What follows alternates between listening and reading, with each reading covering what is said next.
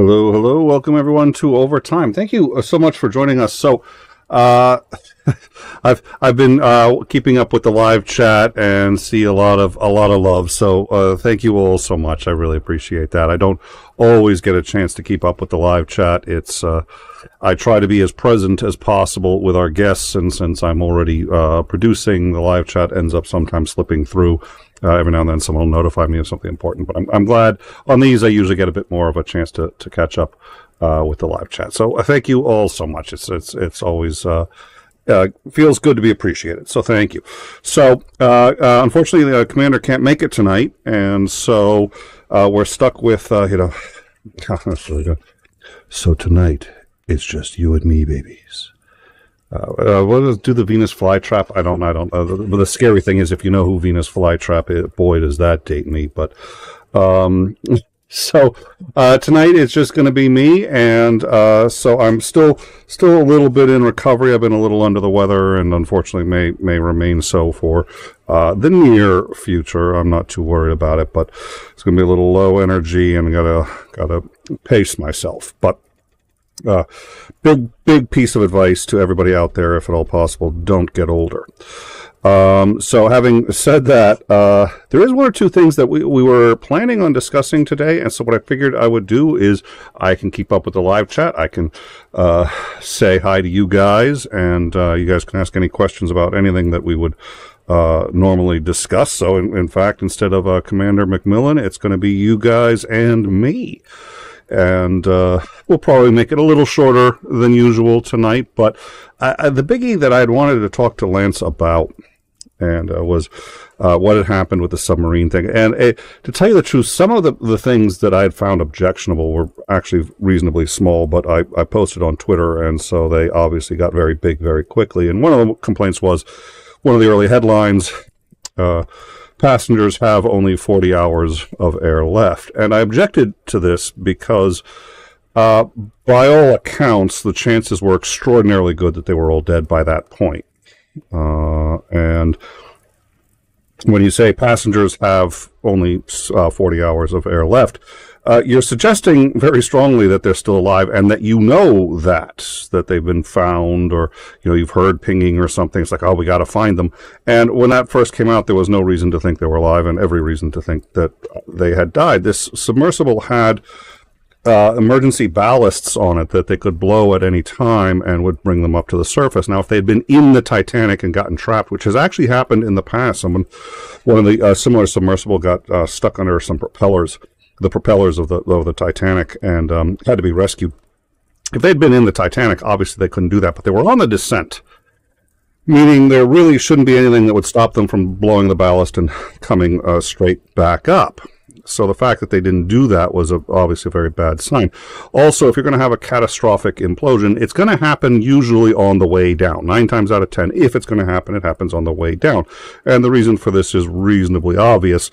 If it's not going to withstand the pressure, it will buckle before it gets to the bottom. Once it's gotten to the bottom, the pressure isn't going to get it, isn't going to fluctuate a whole heck of a lot. So if it can make it to the bottom, barring fatigue or any other things, usually you're okay. It's not a guarantee, but so they lost communication with this thing on the way down. It didn't surface. The odds were extraordinarily good. It had just imploded. So I got really bothered by the, they've got 40 hours of air left. I was like, if they're alive, and even if that was a 50-50, I thought it was disingenuous reporting. Now that's small potatoes, I know, but since we try to talk about these kinds of things, and I realize, look, if CNN puts up, distinct possibility they're all dead, search continues, you're probably not going to click on the link to go read more. If it says 40 hours of air left, search continues, you're probably going to click, but you've been given the false impression that they have reason to believe there's 40 hours of air left, and of course there wasn't. So, minor thing, I have something much more interesting to discuss along those terms. That was just sort of one of the things that struck me early on. The other thing was, and Lance had said this on the Discord, and I hope you guys will all come in and join us on the Discord. I think most of you are already, and have seen some of these discussions on the Discord. Oh, and by the way, getting back to the first one, yeah, it's not only is it clickbaity, but if you know somebody who was on board the submarine, it gives you false hope. And I'm not sure how bad a thing that is. They're dead either way. It doesn't, I don't. But that kind of headline is just, it's bothersome. They're going to do it. Everybody does it. We've talked about in time and sort of our policy regarding the, what is it? Headlines for our own thumbnails, and our policy is reasonably simple, which is if a reasonable person could agree with that headline, it doesn't have to be 100% accurate, but if a reasonable person looking at that would say, yeah, that's accurate, then, that's what we call defensible, and we'll go with any headline that's defensible. And like I said, every now and then someone will say, well, that's not really what happened. It's like, okay, it was defensible. When you watch the show, we'll clarify it. You've only got so much space. So I do get it. At any rate, there's a tension there always, I know. And I see we've been tagged a few times already, so I will I'll go check on that in a minute. The other thing though was so Lance had said Sister Porpoise asked Commander McMillan if he's here. Yeah, he's not here today, so it's just going to be me, you guys, just us. I was going to try the Venus flytrap thing, but I'm don't have the energy, so we'll just it's just us, and I'm hoping this is going to be fun. I think we're going to be able to answer some more questions. But if what he thinks happened to the Titan was similar to the USS Thresher, that's a really good question. You can also ask him on the Discord, because he's on the Discord, and he answers that I've seen. He basically answered anytime somebody's tagged him, he's answered. So that would be a great one. What are the current news concerning Ukraine's advantage or disadvantage in Russian invasion? Let's absolutely get into that. And if I forget, please circle back to that. I want to finish with the sub. The other thing with the sub, and there's been a lot of fair questions with the sub. I get a little frustrated when people are like, well, they're rich guys, so who cares? And you know what? There's a young kid on there. And the other thing was, well, they're all idiots for going on that in the first place. Sort of. This was untested technology. Nobody really knew if it worked. There were all these technicians who said, yeah, but most of the people going on there didn't know that. And I read the literature that they had been putting out on this submarine, and they had said, and this is all still somewhat speculative, or I shouldn't say speculative, but we don't know all this yet, but they had a new kind of, I think it was carbon steel frame that could handle a great deal more pressure than previous frames. And that's actually true. From what I can tell, the part that was problematic was that it wasn't resilient. So every time you moved this submarine to below about 2,000 feet and started to really apply pressure to it, every time you did that, actually, it was fine. Applying pressure to it was fine. It was when it came back up and the pressure was released that it caused significant damage to the frame that wasn't measurable. Apparently, one technician picked up on this and was fired for his troubles.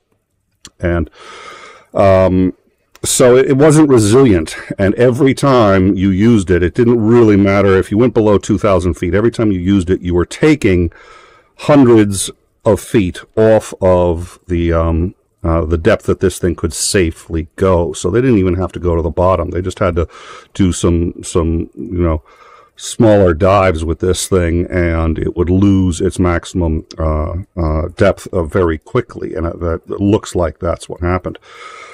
Okay, well, so when they said, the strongest shell ever, that's not entirely untrue, but there were some caveats that they obviously ignored. Now, if you're somebody who's looking to go at the Titanic, I can, me putting myself in their shoes, I'd say, well, James Cameron went and he was perfectly fine, and the technology's got to be so much better, and their literature was great about it. And the biggie is, too, if I had any doubts about going on a thing like this, when I heard the CEO himself was going to be going with me. And that's one of the things that a lot of the critics here overlook, is they say, well, the CEO was going. Okay, in my view, that undermines a lot of these corruption charges, because if he truly understood that he was undermining the integrity of these subs, if he truly understood that he was cutting corners in a way that was dangerous, I don't think he'd have gone on this one. But he did. So either he was profoundly mentally disturbed and or suicidal, which is possible, but I really I've seen no evidence for it, and I think it's not something you should assume out of the gate. Assuming that he was under normal mental faculties there. The fact that he went on undermines the argument that there was a systemic lack of safety, or at least on a conscious level. It may be he was used to cutting corners and had no idea, but he must have assumed it was safe. And if he had assumed it was safe, after reading all the literature, I probably would have gone. So, I've seen, especially on Twitter, people calling these guys idiots. It's just like, spending $250,000 to go touring the Titanic, quite frankly, I can think of a lot of better ways to spend that money. But having said that, I'm not unsympathetic. So that's my first criticism. The other one, and Lance had said this, imagine how much money was spent on getting them to getting the rescue efforts. And that's a really interesting one. I like that observation. If we had put all of that money to Ukrainian refugees, wouldn't that have been better? Maybe. I don't think that's as easy a calculation as people say, and here's why. It's actually very similar. It is, most people have very little understanding of even sort of basic economics. And I hate saying that, because whenever somebody says that, that's usually when they're like, now, let me tell you just how it works, because you're an idiot. But economics actually takes, to understand the basics doesn't take a tremendous amount of work, but it does take work, because it doesn't always work intuitively. Money isn't real. Money, the value is based on perception, not on reality, and yada, yada, yada. People who say, well, we should tax Mark Zuckerberg not on income, but on his net worth, don't realize that his net worth doesn't really mean anything. He doesn't have that money. It's all tied up in Facebook stock. Let's assume he's got $1 billion in stock in Facebook, and you decided to tax him $200,000, and he said your tax bill is due tomorrow. Well, if he tried to sell $200,000 worth of the Facebook stock, the value of that stock would plummet, and his entire net worth would go down. It would probably cost him, Jesus. And if he was aggressive about it to pay off this bill, it would cost him probably $600,000 or $700,000 worth of stock. The damage it would do to his entire net worth just to get the $200,000 to pay that off. That money doesn't exist yet. It's on paper. It's a little bit like what happened in the 2008 stock market, when everyone thought they were rich because their home was valued at millions of dollars. Well, that's the value if you sell it now, but it's going to take 6 months when you put it on the market before anyone's going to buy it. And if anything changes in that time, guess what? So if you were to give somebody a tax bill based on the current value of their home when it's highly inflated, that could cause a lot of problems, especially if they don't have the cash. They'd actually have to sell their home. They'd have to lose their home to pay the tax bills. So it helps to have an understanding of some of the complexities of this stuff. And it gets complex fast. But we had talked about also the cost of everything that we're sending to Ukraine. Yeah, the actual cost is probably about a third of what it is on paper. There's a cost associated with it, but there's a lot of benefits too. Most of that equipment was stuff we were either going to scrap, or we're just keeping around because we didn't want to pay to scrap it, but we, weren't going to use it. We weren't ever going to use that stuff again. We weren't going to sell it to anybody. You could say, well, the value is X, Y, and Z. Okay, were we selling these things?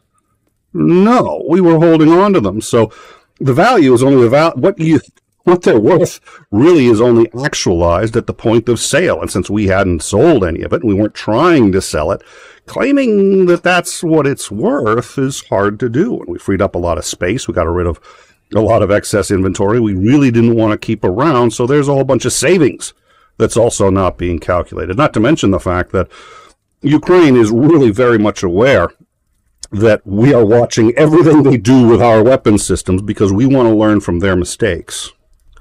They are using our weapon systems in combat in a way that we haven't done in a very long time and haven't done with some of these systems. So we're watching what happens so we can improve them without the loss of any American lives. That has value. I don't mean to be cynical about it, but that has value.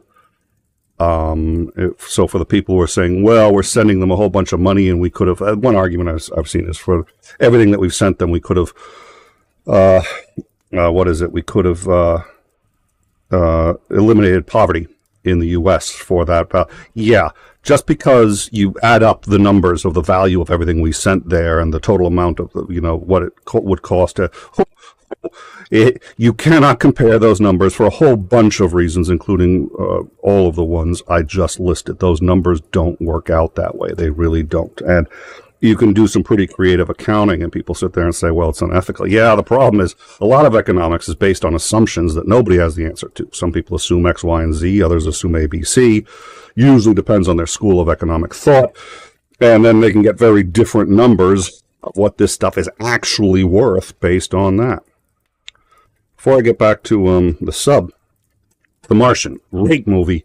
Book was, as they always say, book was better. Book was amazing. I think The Martian for the movie, they took away a whole bunch of stuff. Then they added some stuff that really made the movie almost silly. And it was just like the book was insanely intense. It's about a guy who he's on basically the first manned team to land on Mars. And on day 3, they're supposed to be there for a month. On day 3, big storm hits. They decide they have to evacuate because they don't think that the habitat can survive the storm. As they're evacuating, guy gets injured. His suit gets ruptured. His vitals cut out. He's dead. So they go on without him and they leave. Well, it turns out his suit got ruptured, but the puncture was very small. It was an antenna, punctured the suit, and his blood, got gruesome here a little bit, coagulated. He was bleeding and coagulated, got sucked in. The atmosphere on the outside was thinner than inside the suit. So the blood got sucked into the wound, coagulated, sealed the hole. His suit was able to bring back the environment and saved his life, but all his vitals, the monitoring equipment had been destroyed, so everyone thought he was dead. So now he's got a problem. He's alive. He's the only human being on Mars. Nobody knows he's there. And he's in a habitat that's designed to last 30 days. He's got to get in touch with Earth. He's got a few problems in his life. It was a great book. It's called The Martian. Anyways, one of the things that got me thinking about it, in part related to the submarine issue, is that once they discover that he's alive, they have to sit there and figure out how to rescue him, and that's an astonishingly difficult problem. They can't get there for another 4 years, and he's only got 30 days. So the book ends up being like, if you're into science, it's like, oh, this is just sciencing everything to figure out a realistic way that this could happen. It's not science fiction in that sense. But one of the people points out, they figure out a couple of things. They figure out there's another like some 300 miles from where he is. They were planning the next landing. There's a habitat there, and that it's got an escape rocket. Now, the escape rocket can only get into orbit. It can't bring them home. But if they can get another ship into orbit, and if he can get into that escape rocket, he can go. But that blows the entire mission that they have planned in 4 years. That gets scrapped. Everything they have there gets scrapped, and he has to use up all those supplies. They have to bring this other crew back, risk their lives. They have to spend billions of dollars at this point to rescue one guy stuck on the moon. And, is it really worth it? Yes, of course it is. Yes, of course it is. And that's an interesting dilemma because money and a human life is incommensurate. We're measuring two things that you can't measure. It's like trying to measure somebody's height in pounds. They don't work together. So the human instinct is, yes, it's always worth it. And a lot of people have been saying, look, these were guys on the submarine who went out and knew the risks they were taking. Again, I already discussed that. I don't think they knew how much of a risk they were taking. And again, if the CEO is going with you, that would have calmed me a lot. Was it worth all the money we spent? I don't know. I am not going to say yes or no on that. I lean towards yes, but I'm also going to say that most people aren't making that calculation, in my view, anywhere near correctly, as, again, in the Martian example. Why is that? Well, in the movie, one of the things I really like about the movie is they learn a lot while he's there, because necessity is the mother of invention, and there are all sorts of things that people would like to try, but you can't try ethically because you're putting a human life in risk. Well, if he's already going to die anyway, he's going to try a lot of stuff, and we're going to learn. And while they're trying to rescue him, they're inventing new methods of rescuing people. They're inventing new methods of communication because they have to. He's going to die if they don't. They're learning how somebody would actually farm food up there. They have to, because if they don't, he's going to die. So all of a sudden, all this innovation is happening, just trying to save this one life. Getting to the people on the submarine, somebody's already calculated the bill and gotten very upset at the bill for the U.S. Coast Guard and so on and so forth. Except, to the best of my understanding, that bill assumes that we weren't going to be otherwise paying anyone. The Coast Guard, and I know this comes as a shock, doesn't just sit around twiddling their thumbs all day. They're running drills. They're running exercises. And they've learned from this. And they would have been being paid anyway. Now, they probably had to get overtime and or hazard pay. Okay, fine.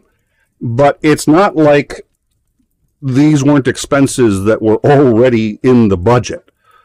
Somebody didn't just say, oh, we got to do a rescue. Let's take a whole bunch of people that were on their day off, pay them to come back and do. No, this was what the Coast Guard does. They're already paid for this thing. So all of these calculations as to how much it costs to do this, and I will add, what is the cost if we don't do things like this? And getting back to the Martian, if we said, okay, look, whenever you go out and do something crazy, if anything goes wrong, you are on your own, period. We're not going to spend money or anything like that just to save a single human life. There would be a lot less innovation. There would be a lot less exploration. One of the things we assume is that, and we get to assume this being in an industrialized country. Not every country is like this. Russia certainly is not. We've had that discussion more than once. But astronauts know that if they get trapped, NASA will do everything in its power at any expense to try to bring them back. It is that knowledge that makes them more willing to do this. That means we can draw from a bigger pool of astronauts who may have the talent, but would be slightly more concerned about participating if we're like, well, you're on your own if something goes wrong. That's why we do that. And if you get into an accident at sea, within U.S. waters, guess what? Now, this, in this particular case, we were assisting another country. But again, what was the real cost to the U.S.? So like I said, I'm not necessarily trying to say I've got any answers to this, but these were the things I was thinking about. I was hoping to discuss it with Lance. I assume it pushed back in a number of areas. He's not here. So I regret that. I will certainly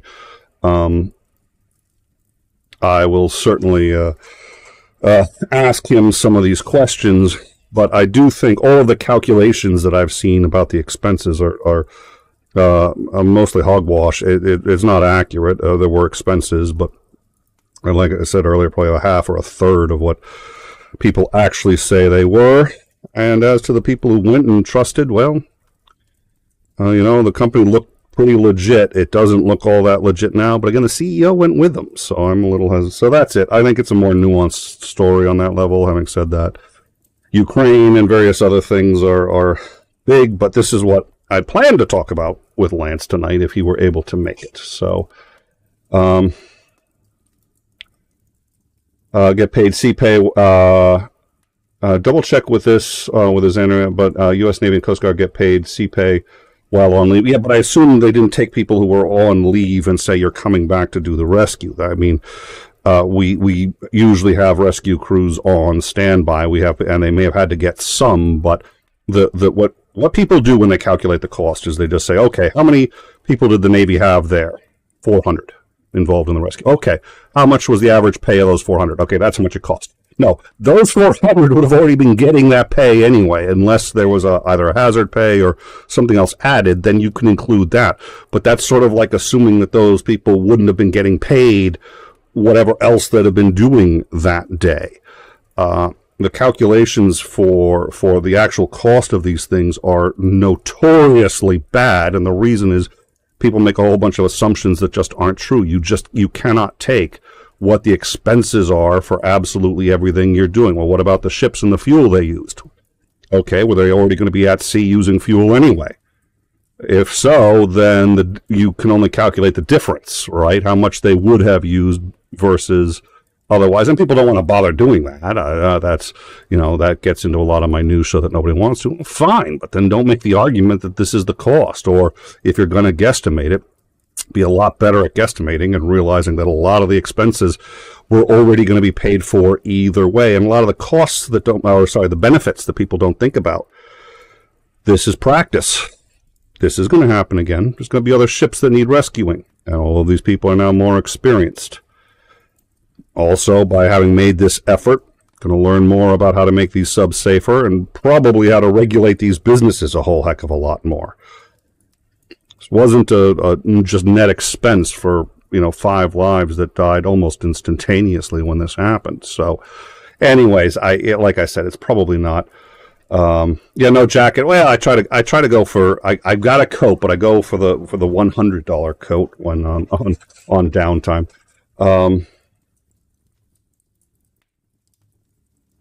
Yeah, Titan. All right, so what I'm going to do is I've seen a couple things. I did see something on Ukraine. Like I said, I'm still a little under the weather, so I'm trying to pace myself. Let's see.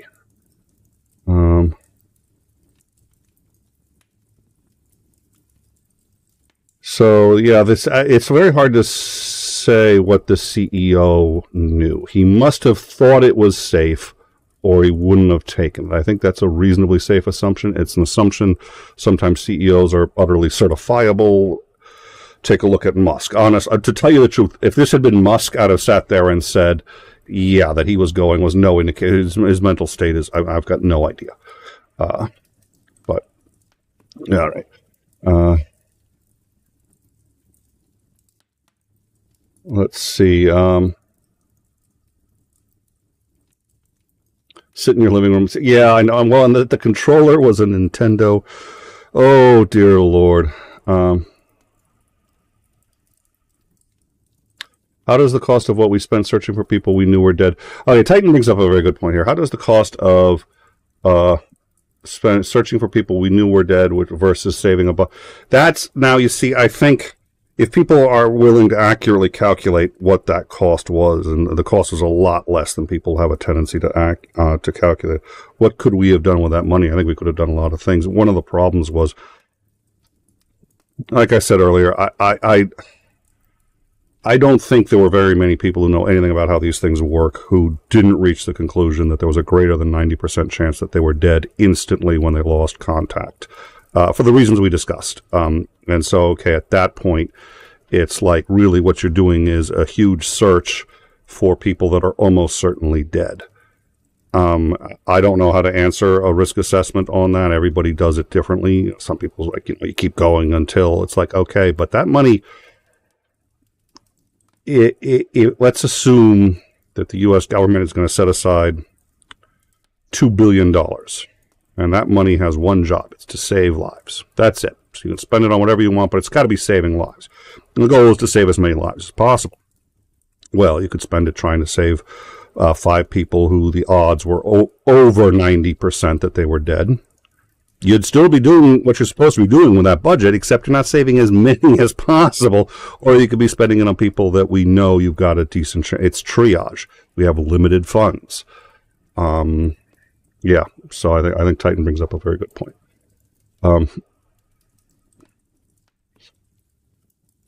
Having said that, I'm sure he's just trolling me, but he still brought up a good point. Let's see. Sure, you won't be farming that. Well, Titan, if you haven't seen, what is it? The Martian. The book. Like I said, the book, The Martian, was much better, and gets really a lot more into the science. Most scientists I know just love that book. All right, so that's it. What's going on in Ukraine? Well, it's hard to tell. They're making some progress. It looks like they've kept, my understanding is about 80% of their forces are in reserve. And when I say forces, I don't mean all their forces. I mean forces that are close enough to the front lines to engage. Haven't been brought in. The question is why. My understanding is that what they're doing is they're probing for a spot to bring all of those forces in, try to punch a hole through, and then just utterly obliterate the front line. So what we're seeing is if you want to call it the offensive, most people do by this point, we're seeing just sort of probing attacks of the most initial parts of that offensive. And the goal isn't actually to push them back. It's to push into them to figure out where they're most vulnerable.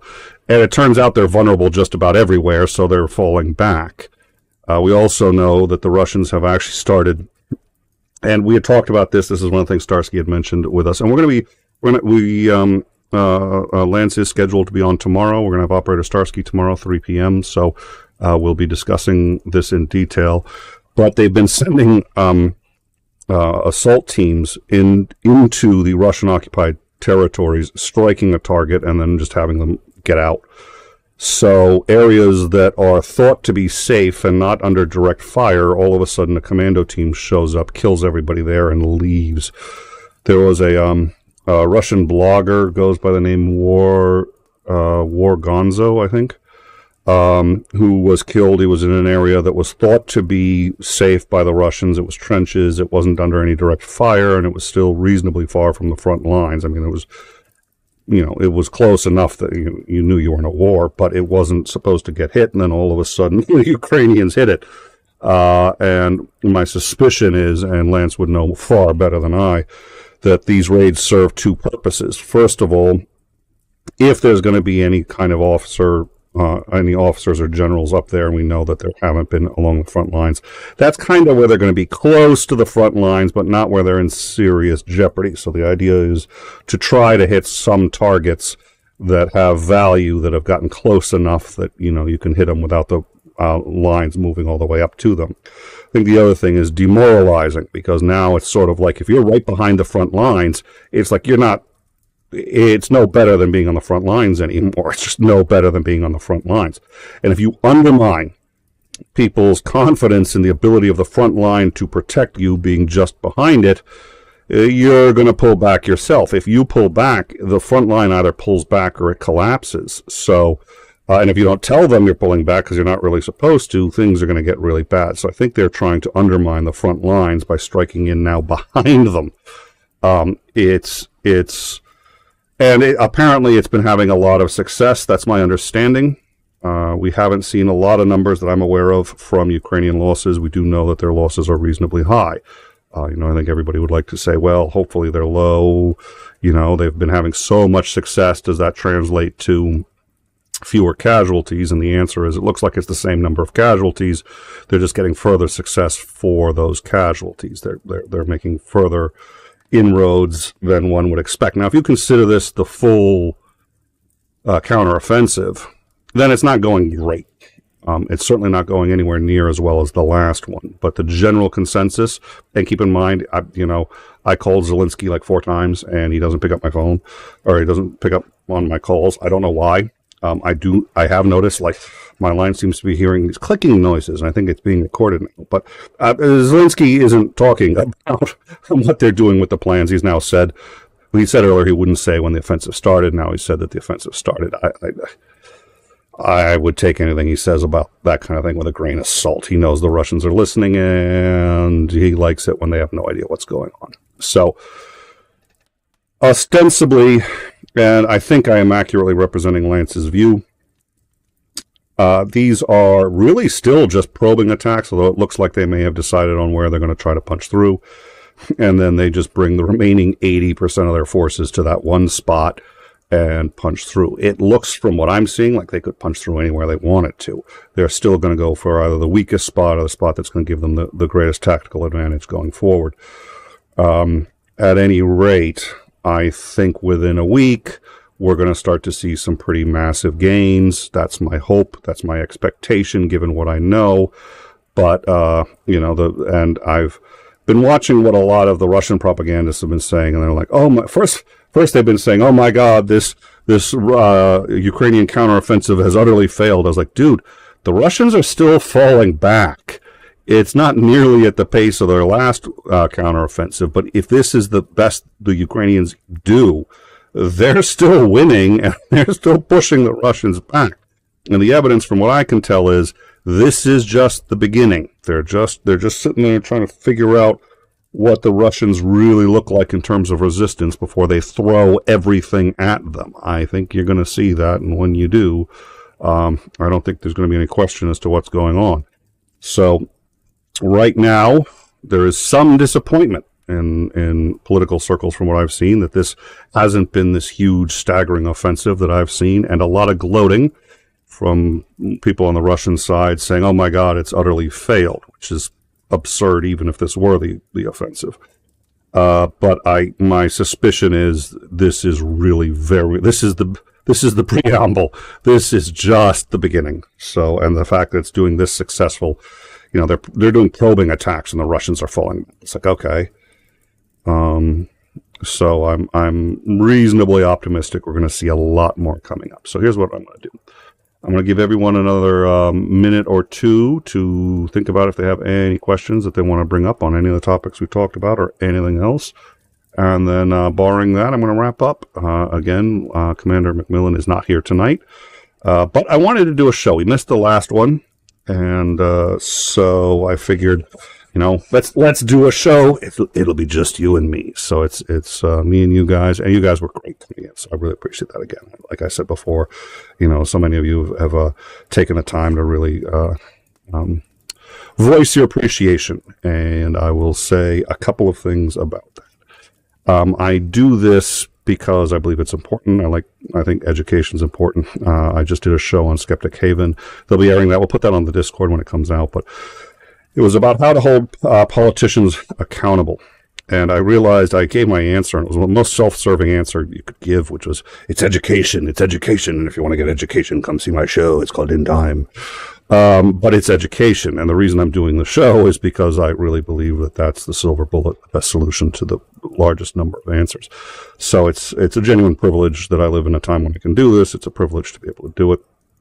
Having said that, it's a grind a lot of the time. It gets difficult. There's all sorts of things. And it's just, you know, you keep up with it and you're like, okay, what happened in Ukraine today for the, 1600th time, and how many people are dying and all this, and it wears on you. So, please believe me when I say your thanks and and sometimes it's just the like and the subscribe, it's the sharing, and when I hear someone say, oh yeah, somebody sent me a link, it always feels good. It feels good to know that we're appreciated, and it's a team effort. A lot of people work very hard on this show in a lot of different ways. You can start to see that on the Discord.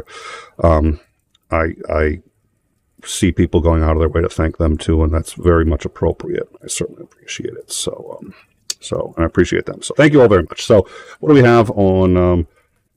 Thank you, Suzanne. I appreciate it. Yeah, 𝗪𝗪𝗪. Been on there a few times, and that's been a lot of fun. I always, yeah, there was a bridge that apparently, and I think that's also on the Discord. We have a map of it. I think it's on the Discord. If it's not, I'll put it on because I have a copy of the map. But it's a bridge. I think it's in northern. I want to say it's in the Donetsk region. Yeah. Well, no, okay. At any rate, it's in the northern region, and basically, if I recall, there's a single bridge, and in order to get around it, now that the bridge is out, you basically have to. It looks like the easiest route basically more than doubles the distance they have to travel, and it's not an easy travel. Getting around where this bridge has been blown up, and the safer route looks like it's almost 3 times longer. So in terms of logistics, I think it's going to be a really huge problem. And that's just the distance. My understanding is the roads are much harder to travel, so it's going to slow them down. It's going to take more than double or 3 times the time. So that's and like I said, I don't think they've begun yet, and I'm also cautiously wondering. It looks like, okay, so we know a whole bunch of Ukrainian pilots vanished last year, and the thinking is, and we try to be a little coy about it, but I think it's kind of an open secret that probably training in Germany on how to fly F-16s.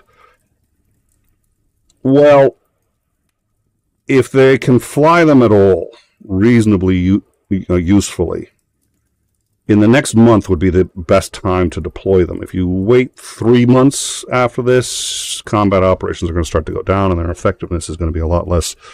3 months probably not, but 4 or 5, then it's going to be a problem. So I'm wondering if we're not going to see, and we've already seen now that they've got the extended range artillery is being deployed now, and it's sort of like, ooh, we hadn't really heard that they had those yet. So my suspicion is that we are going to see some new weapon systems that we knew they might deploy but didn't know they had gotten. And I think they're holding back on that. Keep in mind the other thing. It's impossible to know, right? And the fact that Ukraine has been very intelligent about this so far is not evidence that they're holding something back. It's just evidence that if they had something else, you could expect reasonably that they would be able to hold it back and keep it a secret, because they've been good at that so far. But that doesn't prove they're holding something back. If they had nothing, they'd also be saying nothing. So you don't know. But they have been very good at, they've been very disciplined, and thank God that's how they've been making it through it. And so my suspicion is they have other weapon systems that they're getting ready to bring to the front. And I think they're going to, it may also be, the other thing, keep in mind, we don't know how badly blowing the dam affected their plans for the offensive. If the offensive was going to come, any element of it was going to be supplied or come from the west, southwest. That's done. That's done because the water has to recede. It has to dry out enough that you can drive it, and then you've still got the river, but now you don't have any bridges or anything like that. So that's done for the next month or two. So that the idea that could also delay starting the major part of this offensive is not unreasonable. So I think that's one of the things that we're looking at. I think we're going to start to see a lot. But right now, honestly, in my view, accepting it for what it is, from what it appears to be, which is just preliminary, I think they're doing spectacularly well. I would not expect to really see the Russians. I would, because I know the Russians, but under normal circumstances, you'd expect the probing attacks to push them back a little bit in some areas and not in others. And I say, okay, there's weaknesses here, here, and here. So it's like, okay, where's the weakness? The front fucking line. The whole front line is a weakness.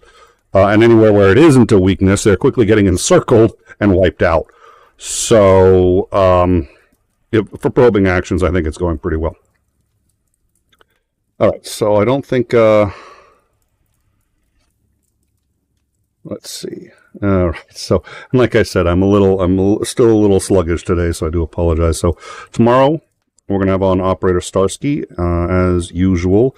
I think we'll be simulcasting that one. We're going to make our final push to get 1,000 subs on Overtime. I think that should be doable. So Operator Starsky on In Time and Overtime tomorrow at 3 p.m. Eastern Standard Time. And we've had a few shows, so we've had to cancel a few shows. I have been under the weather. We're rebooking those as soon as we can. But the booking rate has just slowed down a bit, so I do apologize. We haven't had as many guests on as recently as I would like. We will get back to it, and we have a lot that are sort of queued up, ready as soon as we can find a time and a place to bring everybody in and do that. So thank you all so much for your patience. Please do join us on the Discord. We've been having all of these discussions, as you know, on the Discord. And I don't know. I think that's about it. I think we got everything covered. So thank you all for joining us, and look forward to seeing you tomorrow, 3 p.m. Eastern, on Overtime. It'll be simulcast on In Time, but I think we're going to make Overtime the primary channel so that we can make sure we break that 1,000 subs. I think that'll make life a lot easier for us, and look forward to seeing you then. Until then, guys, genuinely thank you for your support and your understanding, and it's been great hanging with you, seeing you guys in the live chat, and look forward to seeing you all tomorrow.